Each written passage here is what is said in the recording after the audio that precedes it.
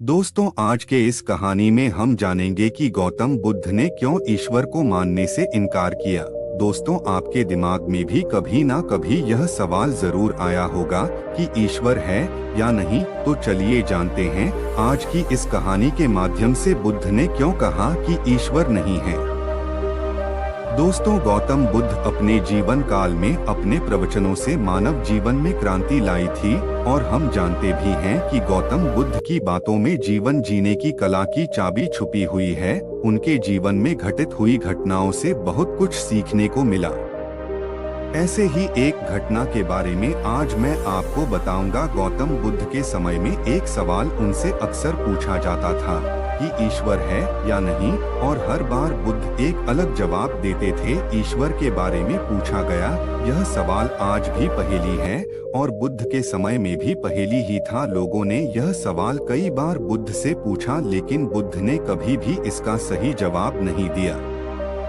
एक बार की बात है, एक ज्ञानी पंडित गौतम बुद्ध का प्रवचन सुनने आया करता था और वह पंडित उनकी बातों से सहमत भी था। वह मानता था कि गौतम बुद्ध एक ज्ञानी पुरुष हैं। एक बार बुद्ध ध्यान की मुद्रा में बैठे हुए थे और वह व्यक्ति उनके पास गया और उनसे पूछा कि बुद्ध, कृपया आप मुझे बताएं कि ईश्वर है या नहीं। मेरी आपसे प्रार्थना है कि आप मेरे सवाल का मुझे सही जवाब दें। बुद्ध के बारे में यह कहा जाता है कि वह कभी भी किसी भी प्रश्न का सीधा जवाब नहीं देते थे। उनके हर जवाब में रहस्य भरा होता था। ज्ञानी पंडित ने कहा कि मुझे ईश्वर के बारे में आपसे जानना है, ईश्वर है या नहीं। बुद्ध उसकी बात सुनकर मुस्कुराए और फिर पंडित से बोले, ठीक है। गौतम बुद्ध ने कहा कि मैं तुम्हारे सवाल का जवाब जरूर दूंगा, लेकिन उससे पहले मेरे कुछ प्रश्नों का जवाब आप मुझे दे दो। पंडित ने कहा, मैं बिल्कुल आपके प्रश्नों का जवाब दूंगा, आप कृपया प्रश्न पूछे। बुद्ध ने कहा कि क्या तुम सूर्य को मानते हो। पंडित ने बुद्ध की तरफ देखा और कहा कि यह किस प्रकार का प्रश्न है।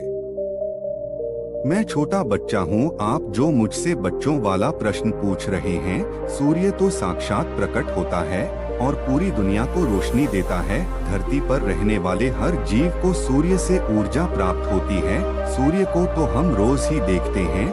बुद्ध ने उनसे कहा कि ईश्वर के होने के बारे में प्रश्न कहाँ से आया, क्योंकि जिस प्रकार सूर्य हमारे सामने है उसके होने का कोई प्रश्न नहीं होता। तब ईश्वर के लिए यह सवाल क्यों उठा, ईश्वर को मानने की क्या आवश्यकता है। इसका मतलब तो यह हुआ कि आपके मन में कहीं न कहीं ईश्वर के प्रति संदेह है, क्योंकि ईश्वर सूर्य की तरह आपके सामने नहीं है।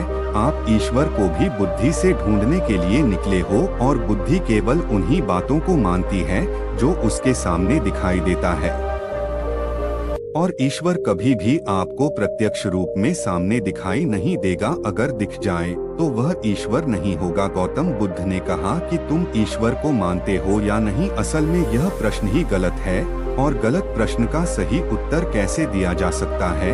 इसलिए अगर इस गलत प्रश्न के पूछे जाने पर और अगर किसी के उत्तर दिए जाने पर, तो वह उत्तर भी इस प्रश्न की तरह ही गलत होगा। पंडित बुद्ध की बात सुनकर थोड़ा भ्रमित सा हो गया। उसने कहा कि बुद्ध, आप किस तरह की बातें कर रहे हैं, मुझे कुछ समझ नहीं आ रहा है। बुद्ध ने कहा, अगर मैं तुम्हें सीधे शब्दों में बताऊं तो इसका मतलब यह है कि ईश्वर को माना नहीं बल्कि जाना जा सकता है।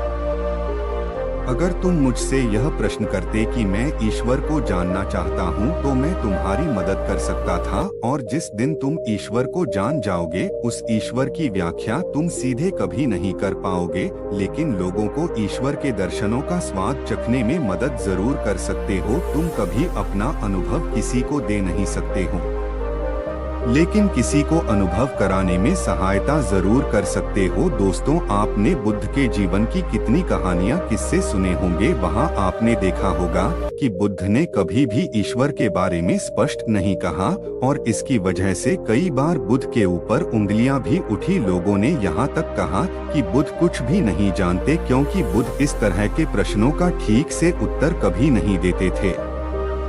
गौतम बुद्ध इस तरह के प्रश्नों से हमेशा बचा करते थे, क्योंकि ईश्वर और आत्मा के संबंध में कोई उत्तर दिया ही नहीं जा सकता है। और अगर कभी देना भी पड़े तो वह उदाहरण के माध्यम से उसे समझाने का प्रयास करते थे, क्योंकि ईश्वर और आत्मा के संबंध में कोई उत्तर दिया ही नहीं जा सकता है, यह संभव ही नहीं है। और मेरा यह मानना है कि बुद्ध को सचमुच ज्ञान प्राप्त हुआ था, वह उस ईश्वर का अनुभव कर चुके थे, और कोई भी व्यक्ति जो इस अनुभव को प्राप्त कर चुका हो वह कभी भी ईश्वर के बारे में या ज्ञान के बारे में सीधा सीधा कभी नहीं बताता। वह आपके प्रश्न को बीच में ही लटका देता है, क्योंकि वह चाहता है कि आप उसका स्वाद खुद चखें। गौतम बुद्ध ने कभी वह गलती नहीं की जो आज के कुछ धर्मगुरु कर रहे हैं। कहने का मतलब है कि जितने भी ज्ञानी पुरुषों ने ईश्वर के बारे में स्पष्टीकरण किया, उनके अनुयायियों ने उनके धर्मगुरुओं द्वारा ईश्वर के बारे में कही हुई बातों को मान लिया और अपने अलग अलग समुदाय बना लिए। फिर क्या हुआ, आप यह देख ही रहे हैं। उन गुरुओं द्वारा दी गई प्रामाणिकता के आधार पर आज वह सभी समुदाय एक दूसरे के दुश्मन बने हुए घूम रहे हैं और हथियारों के दम पर यह प्रमाणित करना चाहते हैं कि मेरा गुरु सही है, मेरा ईश्वर सही है।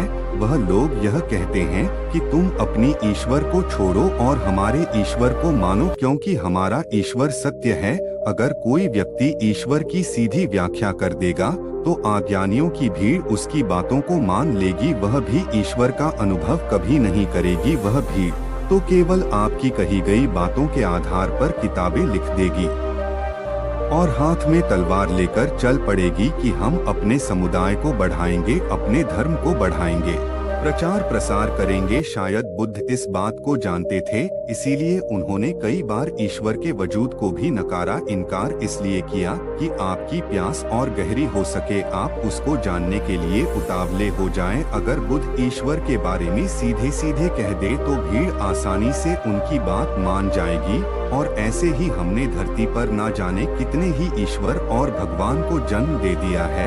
ऐसा लगता है कि ईश्वर ने मनुष्य को नहीं बनाया, बल्कि मनुष्य ने ईश्वर को पैदा किया है। तो दोस्तों, गौतम बुद्ध की कहानी से हमें क्या शिक्षा मिलती है कि भगवान को मानना नहीं बल्कि जानना चाहिए और उसका अनुभव लेना चाहिए। ईश्वर को जानने के लिए सिर्फ एक ही रास्ता है और वह है ध्यान। ध्यान में जितनी गहराई से जाओगे उतना ही तुम्हारा ईश्वर के प्रति अनुभव होता चला जाएगा और तुम्हारे सभी प्रश्नों के उत्तर भी तुम्हें मिल जाएंगे। अगर आपको हमारा ये वीडियो पसंद आया होगा तो हमारे चैनल को सब्सक्राइब जरूर कर देना। नमो बुद्धाय।